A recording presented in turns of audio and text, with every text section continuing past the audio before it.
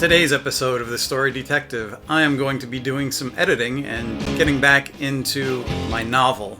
I've edited a little bit lately, but recovering from surgery, I'm still not fully into the flow of it. And we're also going to talk about some ways in which editing can be sped up and feel more productive when your schedule gets busy. Editing is hard, and when you're working or your schedule gets cluttered, you need time to focus. It's not like writing a first draft, it's time to perfect that draft. And there are some things that I found that are helpful, that may be helpful to you too. I also have some clips that I was filming when I was recovering and what I was doing while I was on hiatus. And you can see some of my updates and struggles to get things like last week's video along with myself back up and running. That's what's coming up on today's episode. Stick around.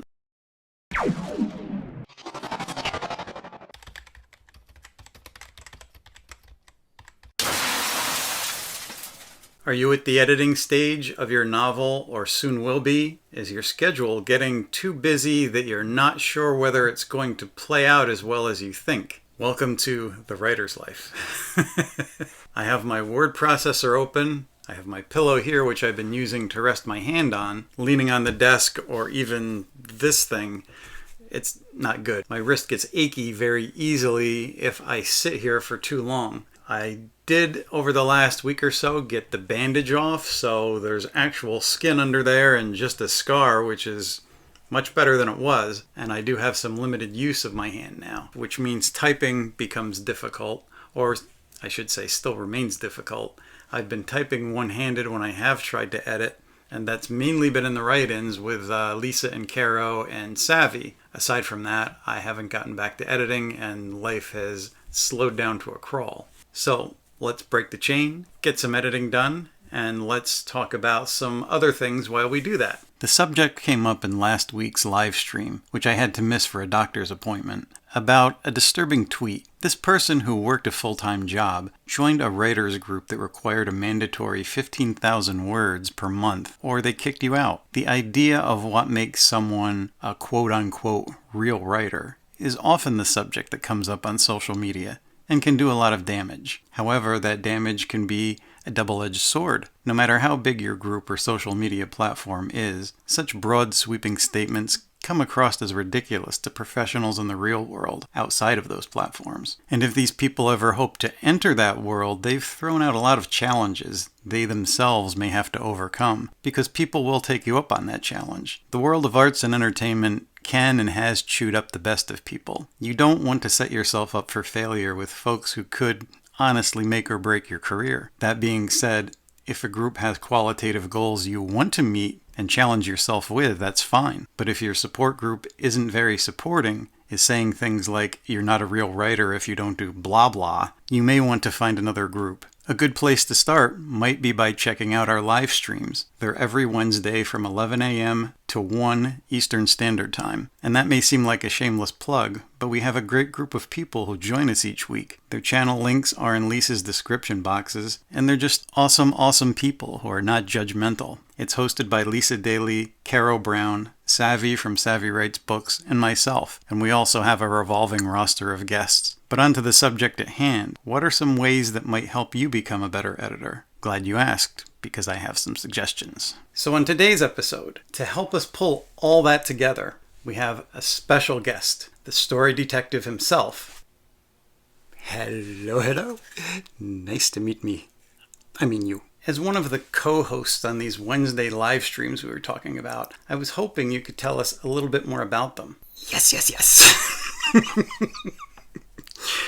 If you're looking for a great way to spend your Wednesdays, this live stream has it all. We have tips, tricks, screaming babies in Mozart wigs, and acrobats hanging from the ceiling. What are they doing on the ceiling? It began as a way to remind us to leave our readers hanging.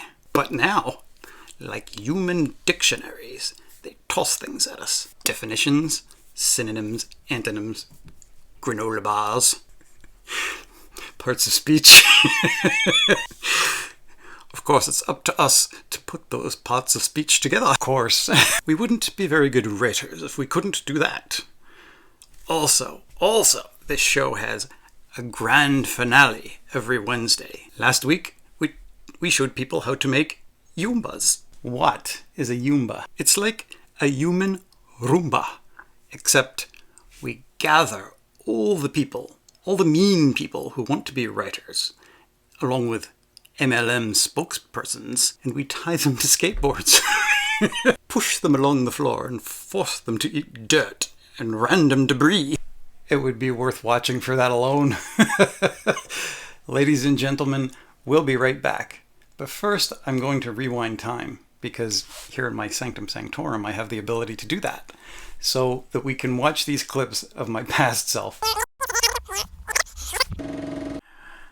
Quick update. Went to the doctor's this week. It's getting on to about a month. I've still been pretty tired up until just this week. I guess surgery can affect some people that way. I thought I'd catch up on reading this month. I read one novel. It wasn't that great, and in my drowsy state, it just kept putting me to sleep, so it was like a struggle to get through. I'm currently reading on my Kindle. I promised a fellow Authortuber that I would go over their book and give it some overview, like developmental, big picture edit stuff. And just getting into that, I'm down to a smaller, more comfortable bandage. That gauze and tape I had wrapped around my hand was becoming a kind of torture all on its own. The recipe for editing a book is like any other recipe. The first step you take is fixing what you know will make the biggest improvements. That's usually big picture fixes like character arcs, holes in the core storyline, inconsistencies in world building. Editing works best in layers, not fixing your manuscript from beginning to end. Fixing those life-saving issues first can actually save time. For one thing, if your schedule is busy, there's less chance of burnout. Editing from page 1, you usually come across a lot of little things. Then ideas pop up on how to improve the scene you wrote 3 days ago, and you end up going back and forth. That's the quickest way to tire yourself out and slow down pace, especially if you only have an hour or so each day to write. I usually make notes of all those little things and brilliant notions that come along the way, so I'm geared up for the next layer. If the big picture edits aren't vastly changing up a lot of the book, I'll move right into the second layer and fix those little things right away. If I end up making major changes, my story has to rest for at least a month. Often I'll get through those major changes and feel really in tune with the writing and want to get into draft 3, feeling I don't need a break. The danger with that is I'm still in second draft mode, and the hotter the writing feels, the closer I am to the work. So my next draft, if I move right along into it, won't have distance, and I've missed things I only saw after finally taking a break. Consequently, I've added an entire draft to certain books through this process, because everything you change or add will usually require another draft to make sure it's seamless. Going through these first layers of change, the wording still doesn't need to be perfect, because everything you change or add is first draft material. But once you've finished this process, you're ready for a run-through from beginning to end. Now, I don't say this is the be-all and end-all for everyone. It took some time for me to actually wrap my brain around working out of order, because I'm a pretty sequential, orderly kind of person. But once I started doing this, it was a real game changer for me. So what do you think of that, story detective? He's gone. I guess you can't keep a man like that tied down for very long. He has all of those word puzzles to solve. Wait a minute. He left something. It's his hat.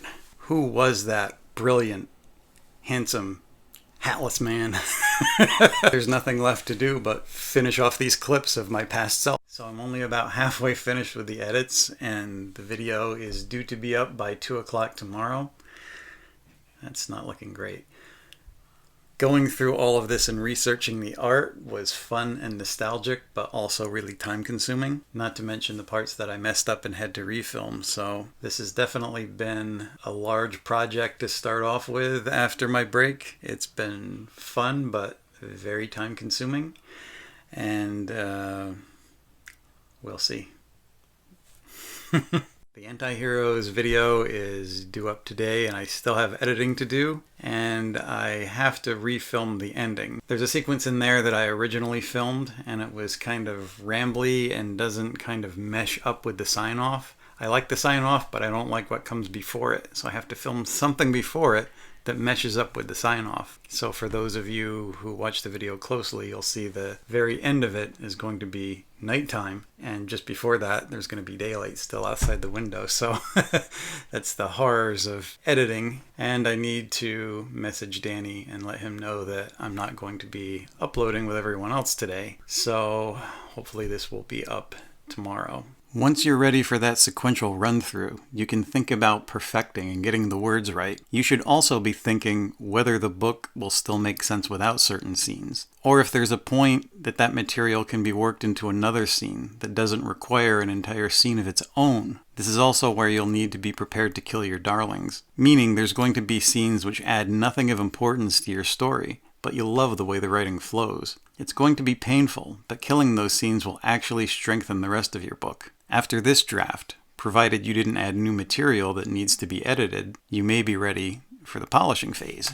Then comes the big question: do I hire an editor or hit the publish button? There have also been some YouTube videos that suggest it's a moral defamation to sell a book publicly that hasn't been professionally edited. Yet writers and artists have sold their creations for a good many years without professional guides, and placing a moral code that blankets creators in any field is often the path which leads to censorship. However, the danger in editing your own book is you'll miss a lot of errors because our stories read differently in our own heads. So if spell check puts in the wrong word, we'll often read it the way it was intended to read and be blind to such mistakes. I've known some amazing writers who were also editors, and they wouldn't edit themselves. They wanted a more objective eye. At the same time, they got their work in as good a shape as possible before sending it off to an editor. Editing starts with the writer. We all need to be good self-editors. But what if you can't afford an editor? At least not right away. Two options come to mind. If you can save up for 6 to 8 months, would it hurt to let your book rest a while? Maybe do another draft or two along the way? How much money are we talking about here anyway? If you watched my interview with self-published author Jillian Maria, she walked us through her process from beta readers, editors, cover art, and paid less than $1,500. If you haven't seen that video or checked out her book, she got a beautiful package and even put out a physical copy through Ingram Spark for that price. If you can't save up in a reasonable amount of time, what about crowdfunding? Sites like Kickstarter and Indiegogo are designed for creators to fund their projects, and $1,500 is very doable on these sites if you present a compelling project proposal. We need to be creative with our creativity at every stage, and where there's a will, there's usually a way. Never give up on your dreams.